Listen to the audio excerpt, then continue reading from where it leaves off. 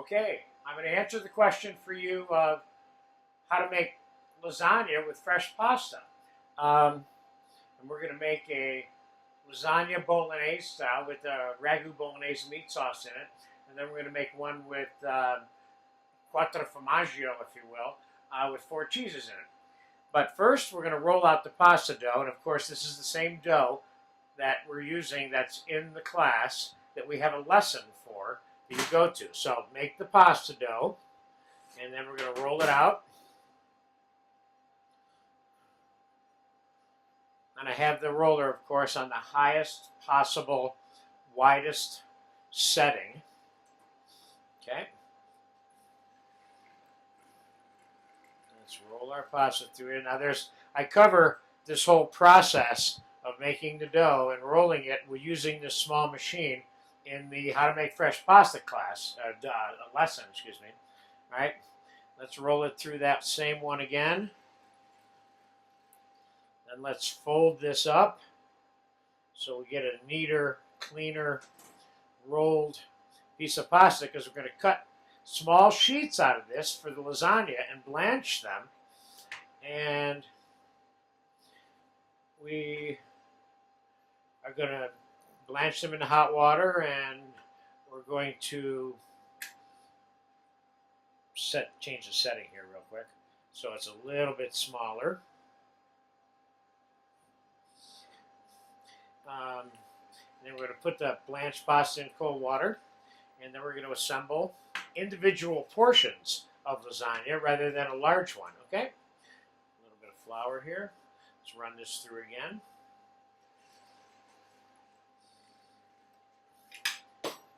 Oops. And we're going to change the setting.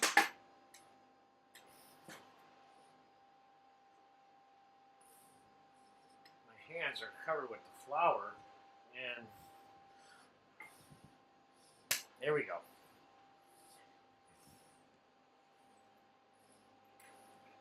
This is a great way to make lasagna, by the way. It has a really great quality with the fresh pasta dough that it's hard to get anywhere else. Now, how thin do you want the pasta dough? The real question is, how thin do you want your lasagna sheets? We're going to go one more setting. So we're not going to take this to the thinnest possible setting, okay? It's second to the last thinnest possible setting.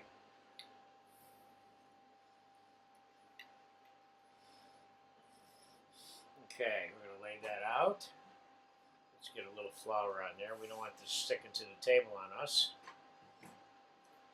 Now I'm going to repeat that process 2 or 3 times in the next 2 or 3 minutes. I'll be right back, and we'll have all the pasta sheets ready to blanch, okay? Okay, we have a couple of pasta sheets rolled out. Now we're going to blanch this in boiling salted water and then shock it slightly in cool water right behind that, okay? So we're going to we need 3 sheets per lasagna. So let's go 1, 2, 3.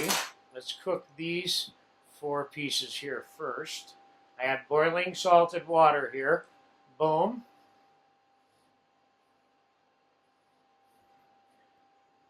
Put those in there. That's only going to take a minute. Just want to make sure they don't get stuck together. Get these cut. Let's go 3 pieces out of this, like that, so we have a little larger pieces to work with. Okay, this pasta is cooked enough for what we're going to use it for, which is the lasagna. So we're going to pull it out, put it in some cool water. The reason this is cooking so fast is because I just made the dough within the last 15 minutes. And it always cooks like usually less than a minute if the dough is that fresh.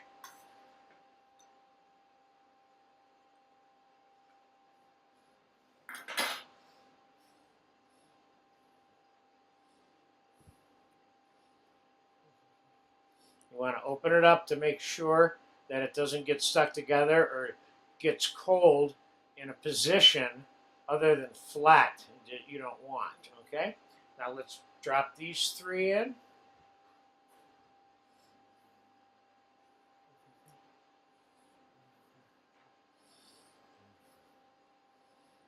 Making your own lasagna sheets certainly demonstrates one cook's commitment to making lasagna. Okay, these need about 15 to 30 more seconds. You're going to love this assembly process, by the way, for the lasagna and the baking process, and then getting it onto a plate. When I show you how I do this, you're going to say, oh, that's very cool. You got to keep in mind that lasagna in Italy is not this big, thick, wavy noodle stuff that we're so used to seeing in America. Lasagnas in Italy, where this comes from, tend to be a little flatter, okay? All right, let's get these pasta sheets out of here.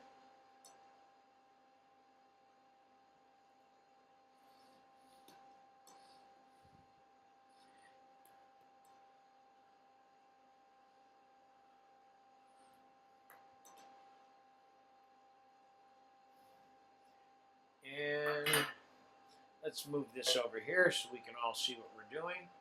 If I had a half sheet pan, that would be helpful. Can you give me one, Richard? Now we're going to take it out of the water. And let's put a little bit of oil on the table. And let's get them out of the water. You don't want this pasta soaking in the water, okay?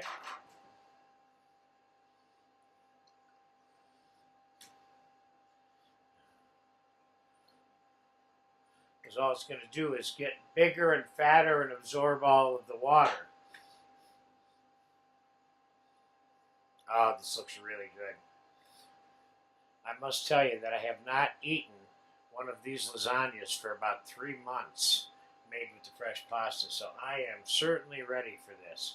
So you can set them up like this on a sheet, cookie sheet, or wherever you want to put them, and then we're going to come back in 1 minute. I need a couple minutes to assemble the ingredients to put this together. We'll just take them right off the table and put them right into the baking vessels. And I'll be back in about 5 minutes right now. Okay, I've got all the ingredients together for the 2 different lasagnas that I'm going to show you how to make. These are very authentic Italian style lasagnas and a little bit less Americana. So we still have the pasta sheets here, and we have, for the ragu bolognese, we're going to use spinach as one of the things that are in it, which is optional for you. Sometimes I use artichoke, sauteed mushrooms, spinach, all 3 or none of them, you know. So I'm going to put a little bit of olive oil in the non-stick pans, which I'm making the individual lasagnas in. You can use any number of vessels to bake and assemble this lasagna in. Small gratins, you can use a larger saute pan, or you can make more than one in a larger casserole if you want. You know, I kind of like these individual versions because sometimes you can cut them up like a pie and serve them as an appetizer on a cutting board too, which I'll show you in a minute. Let's start out by, we have a little bit of oil in the bottom, extra virgin olive oil. Let's put a sheet of pasta. Then let's put some fresh spinach in the bottom. You don't have to overload this because this is can be a fairly substantial meal by itself, so you don't get carried away. Here's your ragu bolognese. And remember, this is a lasagna. Both of these lasagnas I'm going to make for you don't have tomato sauce in them. They don't need tomato sauce. Okay, so there's a little bit of ragu bolognese. And we're going to put a little bit of mozzarella. And we're going to put a little bit of fresh basil. And we're going to put a little bit of tomato concasse, which of course we have a lesson for in the skills section. And we're going to put a little bit of black pepper. And we're going to put a little bit of cream, heavy cream. You want to make sure these are nice and moist. You'll never even know that you're eating or consuming any of the cream. It's a kind of a lubricant for the inside. Then we're going to put a shot of oil again. Now, another sheet of pasta. No more spinach, though. Now, a little bit more ragu bolognese. This is such a great home-style way of making these lasagnas, too. I really, really, truly love this whole assembly, baking, serving, and eating process, doing it this style, if you will. Okay? So there's some of that, the ragu bolognese.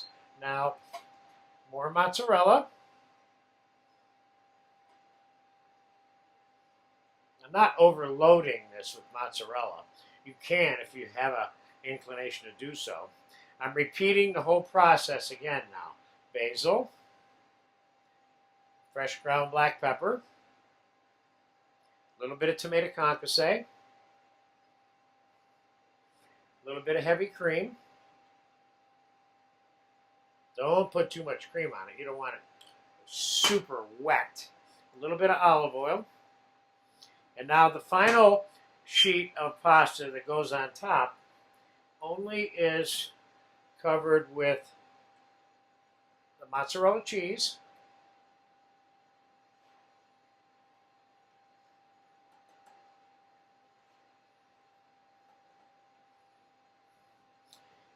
and the pepper.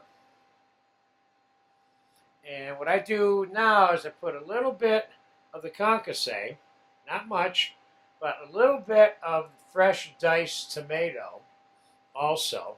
I kind of like the effect on the top of the finished lasagna with the fresh tomato. And the basil, no more cream on top. That's only for the middle layers. Basil and olive oil. Now, that's ready to bake. We're going to set that aside. We'll come back to that in a minute. We're going to pop both of them in the oven at the same time. The second lasagna is going to be the Quattro Formaggio. Again, a little olive oil in the bottom.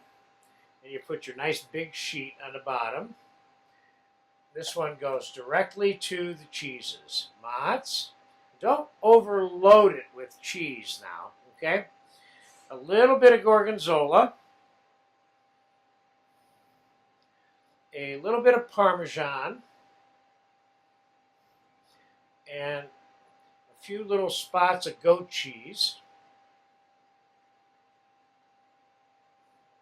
This kind of sets this one off for me a little bit. And a little bit of tomato, concasse, fresh basil again, pepper, olive oil, and a few drops of cream again. Okay, another sheet of pasta.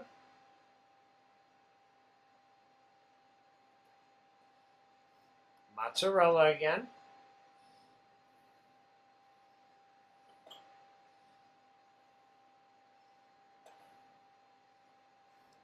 A little bit of gorgonzola again. Gotta be careful with the gorgonzola. It's got a salt content that can overdose the lasagna a little bit. Parmesan. A little bit more goat cheese.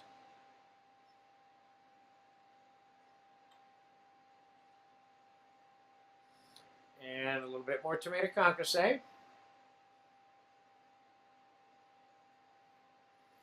You notice I'm not overloading any of these layers with any of these ingredients. A little bit of basil. Fresh ground black pepper again. A little drizzling of the cream. Now for the final sheet of pasta. Oh, it doesn't matter which one we use. I got an extra one out here. Let's put this one on here. Let's put the other one on. It's a little bit bigger.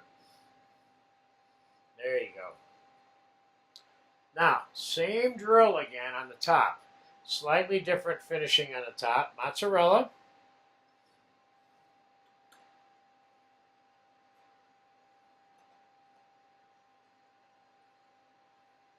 A little bit of gorgonzola. Not much, especially on the top layer. You don't want too much of anything. A little bit of parm. A little bit of goat cheese. I'd say in total I probably got 2 ounces of each cheese in here, possibly. 1.5 to 2 ounces, something like that. Right, so you got a little bit more goat cheese dotted along the top of that.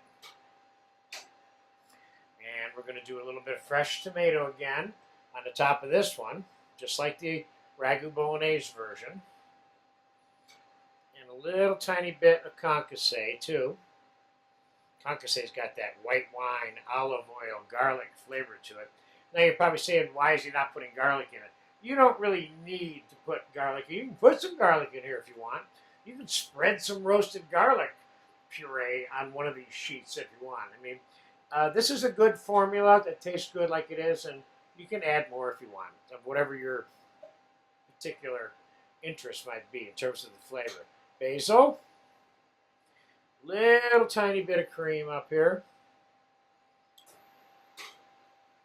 and a little bit of olive oil.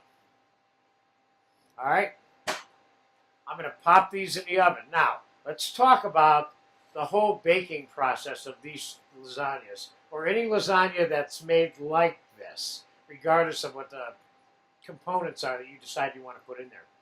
I mean, you can put up chopped up meatball, sausage, or whatever, too, you know.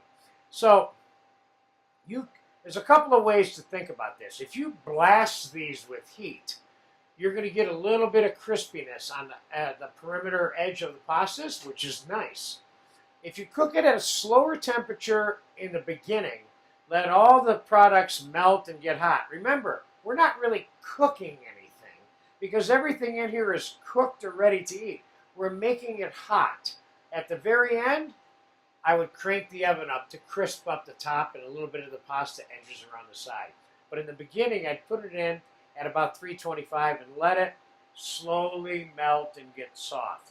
Then crank it up. So let's get this in a 325 degree oven.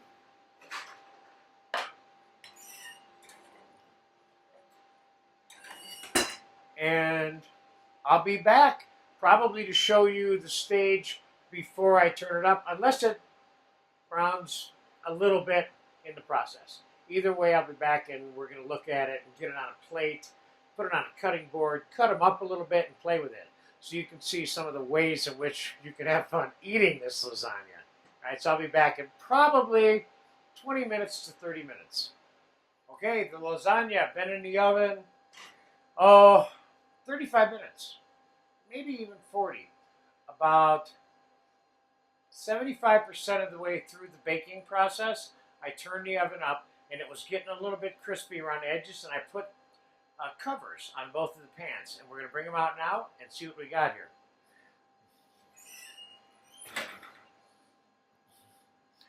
Cover number 1.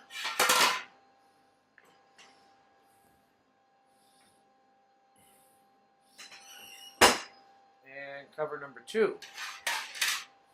All right, there you have some finished lasagna. Now this one is the cheese. We're going to pull this one out first. You see on the edges here, pasta got a little bit crispy, which is nice. So let's see how easy that is to get out. Look how that came out of the pan. That is a beautiful thing. Now, there's another thing that you can do, of course, which is serving it whole. I could have put it right on the plate, but I didn't because I wanted to show you something else. You can serve this lasagna cut. Now, I could cut it again, but I'm not going to. Then you can get it on your serving plate.